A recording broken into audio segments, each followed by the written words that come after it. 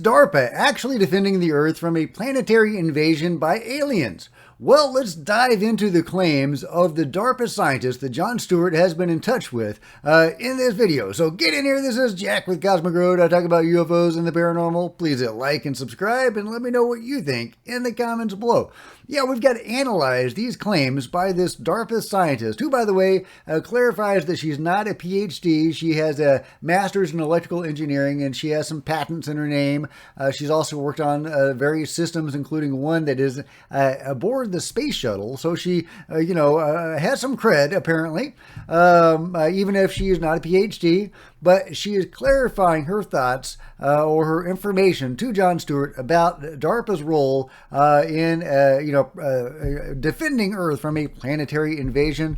And it's a great video from Jon Stewart, and I'll link to it below. But here is her response to some of that. Hi, John. I wouldn't exactly call it an invasion or attack. It seems more like an acquisition of valuable resources, i.e., the Earth and all it contains. Yeah, that doesn't sound great, does it? My essay is just a basic attempt to describe what the aliens are up to based on their actions. Trying to analyze their culture is more speculative, but I'll give you my 2 cents worth. The behavior of these creatures seems surprisingly mundane and repetitive. Their main concerns seems to be gathering food, fostering their species, and maintaining or expanding control of their territory. They exhibit a typical hive mentality, acting in unison and without personal ambition. Such a culture would have required a very long time to evolve, although it may have received assistance from a more advanced source. As with most insects, creatures like these will naturally tend to expand and multiply whenever conditions are favorable. There is nothing noble or admirable about them. That's a pretty interesting line. There is nothing notable or admirable about them. In many ways, they aren't even very clever. It is only their technology that enables them to prey upon us, but that advantage will not last forever. By failing to make peaceful contact and treating us like lab rats and a food source, that terrifies me, by the way, they have defined the nature of the relationship in a way that places us on an extremely confrontational path. She goes on to say that maybe the beings are planning to bring more of their numbers in some large fleet, like a full-scale invasion. And as such, they wouldn't have any need to have peaceful dialogue with us because they're just going to wipe us out, and that the human military knows about this, and that explains their behavior for the past 70 years. Now she says this is all speculative, but it's interesting that it parallels what Tom DeLonge has said. Well, guess what? UFOs are bad news. Deal with it. They just are. The UFO phenomenon has a hive mind, okay? These creatures they potentially don't have souls. They are like clones. And they worship their own technology to some degree. No good. So we're going to come out of this thinking that aliens are good, and they're not, and at least this one specific race I'm talking about. So, and I call them the bugs. Because, you know why I call them the bugs? Because other people call them the bugs. Mm-hmm. So yeah, Jill, the pseudonym of John's DARPA scientist, says they're insect-like, they're bugs. Tom says they're bugs, or at least this one group is bug. He does clarify that he's only talking about one specific group, and he does go on to talk about other groups of beings, and we'll get into that in just a second. But what's really interesting is that Jill, her information, she seems to have tapped into the same vein of research or the same vein of information that Tom DeLonge is referencing here. So either that is a real thing, that is a real information, or that is some sort of disinformation being put out by the establishment, the powers that be, the control group, possibly to make people fearful of the phenomenon and to justify the actions of the cover-up. But interestingly, Tom does describe other groups of beings. The universe is teeming with life, okay? Teaming, not just like, hey, we might find a little bit over here and there. Teaming. You have intelligences at all different levels on different planets. You have organic intelligence, which is like human beings, lots of humans, super advanced humans, superhumans with telepathic powers, and some humans that are just like us, some humans that are cavemen. You also have inorganic beings. You have beings that are on rock planets and gas planets that oxygen's poisonous to them, right? You also have weird bands of light that are alive, that swim like worms in the vacuum of space, the way a whale does in an ocean, okay? Sure. And you have amoebas that are floating around sucking up energy. Those amoebas could be as big as Jupiter, or they could be like a Volkswagen. You know, it's like it's teeming with life. Yeah, I don't know if I want to run across an amoeba as big as Jupiter. That doesn't sound great. But either way, you can see that Tom's information about the bugs parallels Jill's information about the bugs. They're negative, they're hostile, they're bad news, they're enemies. And so this justifies the actions of the control group in, doing whatever the heck they're doing to defend humanity against this hostile force. Now, is any of that real? We can assume that the bugs refer to the Greys. They certainly don't refer to the Nordics or the reptilians or any other, commonly known being, possibly the Trantiloids that Linda Moulton Howe talks about, although I don't have any information about the Trantiloids really other than what she has talked about. But either way, definitely not an encouraging view of contact with other beings. However, it gets a lot more complicated than that when you examine experiencer accounts of these beings, including the Greys. Many people actually have very positive encounters with the Greys. And overall, the Edgar Mitchell Foundation did a study of experiencers, and with long-term experiencers, 80% of long-term experiencers who had 10 or more contact or abduction experiences, 80% had a favorable view of their contacts. Now, is that Stockholm Syndrome? Is that an evolving relationship with the phenomenon? Well, the fate of empires will hinge upon the answer to that question. Now, I would really like to see a more in-depth analysis of those contacts and statistics of those contacts. 80% favorable view, great. But which races were they having contacts with? 80% favorable view toward the Nordics, toward the Greys, I'm sure that's like an average. So I would love to see more detailed breakdowns of stuff like that. I think that's what we really need, is people to take this research seriously and these contacts seriously, and to really explore them and investigate them in a really comprehensive way. I think that we could get a lot more answers looking at it that way. But in order to do that, people actually have to take this stuff seriously, and they don't as much as they should, sadly. What other narratives are coming from the inside? Well, we have the Collins elite. We have this group of supposedly religious people within the government who are aware of actions of the control group and maybe even part of it, and they say, hey, it's all demonic, and don't even go there, don't even bother messing with the beings, because they're all a bunch of demons.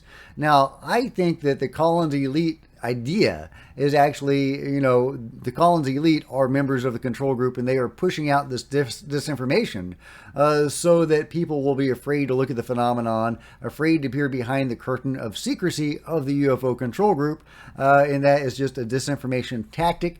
I wonder if this vein of information about these hostile bug-like beings also goes along with that, because Jill says their primary motivation is food and just survival. Well, I mean, according to what they appear to be doing on the planet, at least one of their primary motivations is hybridization, abductions and hybridization, and it's a vast, overwhelmingly vast program. By our best information, the Roper poll done in the 90s, I think there were 60,000 respondents by Bud Hopkins, David Jacobs, and John Mack in the 90s, and with later information supplied by David Jacobs, indicates that hundreds of millions of people around the world are contactees or abductees. The overall percentage was somewhere between 2 and 5% of the populace of the world are abductees or contactees. And this is generational. These people are taken or have these experiences throughout their lives, and it's a generational thing.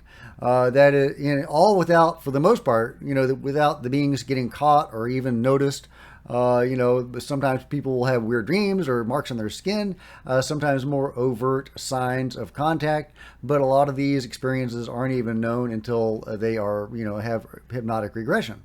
So, yeah, this is a clandestine activity that is vast and overwhelming. They're not a weak or dying race, and they are highly technological and very powerful enough to get away with this. But so they, is it food they're interested in? Well, they're interested in hybridization. They also have other projects that they're interested in, consciousness-related projects. And I've talked about this before. They seem to be interested in our souls and maybe even our connection to the beyond. That does seem to be a factor in at least some of what they're doing, but it's a really interesting factor because they don't talk about it very much. Very few of those accounts have gotten out compared to the accounts of the hybridization program, the hybrid program. So, either that's a very small program, or else it's a much more secretive program than the hybrid program. I tend to think that it is a much more secret program, but let me know what you guys think. Either way, so I don't think her information really checks out. They, may have food needs and requirements that they meet here on Earth, but that doesn't appear to be their primary focus. I think they've gotten that taken care of. But hey, I could be wrong. Maybe that's what the cattle mutilation phenomenon is all about. Maybe they're trying to get some food. Who knows? We definitely need some answers about that phenomenon and about all this other stuff. But Jill could simply be relaying to us the information that she has. And we don't know if that's real information or if that's not real information. We really, ideally need her to come forward and tell her story, putting a face and a name to her account and letting us vet her and see if she passes the sniff test, basically. She may not want to come out and have that, scrutiny. And I totally understand that. For perspective, a lot of people are criticizing John for, in engaging in this information and receiving this information and relaying it to people. But I do have to point out that reporters, including Ross Coulthart, commonly will give us information from sources that they cannot identify. For example, Ross Coulthart's giant UFO that's out there somewhere. He's not telling us where that information is coming from. That's an anonymous source or multiple anonymous sources. So, that's common for reporters. And I encourage you not to be too hard on John for relaying this information to us from an anonymous source. That's not uncommon at all in reporting. Now, ideally, we would have multiple sources, even if they're anonymous, saying the same thing. So then you can have some corroboration, even if it's from anonymous sources. So maybe we'll get that, and maybe we already have from the information of Tom DeLonge and others who have talked about these bug-like entities. Again, I believe that's the Greys. We can go into a deep dive into the Greys later, but as I've discussed, there seems to be a lot more to their activities and what their motivations and interests are than simply acquiring food and land. And as far as her ideas about, there could be an invasion of vast numbers with a big fleet, and they're waiting on that, and that's why they haven't established contact with us. Well, I think they have established contact with us. Even David Grush has talked about contact, and other credible people have talked about contact. And B, they're already here in great numbers. So, she does say this is speculative and this is just her 2 cents. So I would really like to know what she's basing that on. Maybe more of that information is in her essay, and I look forward to reading her essay and learning more about where she is getting this information. And, if there's some motivation for this information for being released. Is it to spread fear? Is it to justify the cover-up and the actions of the control group? That's where my mind goes. But hey, I'm a very skeptical and suspicious person when it comes to this sort of thing. So but let me know what you guys think about it all. in the comments below. And if you enjoyed this video, please give me a big thumbs up. I sure appreciate it. Smash the like button, the subscribe button, and the bell to be notified of future videos. You don't want to miss a thing. Join me on social media. There's Facebook and Twitter links below. Love to see you guys there. If you want to support Cosmic Road in a bigger way, consider grabbing a coffee mug or a t-shirt in the merch store below, or by becoming a channel member, because channel members are rock stars, and I really appreciate you guys' support. Thank you so much. Meanwhile, there's plenty of other videos on the channel, and I'll see you guys next time. This is Jack with Cosmic Road, signing out.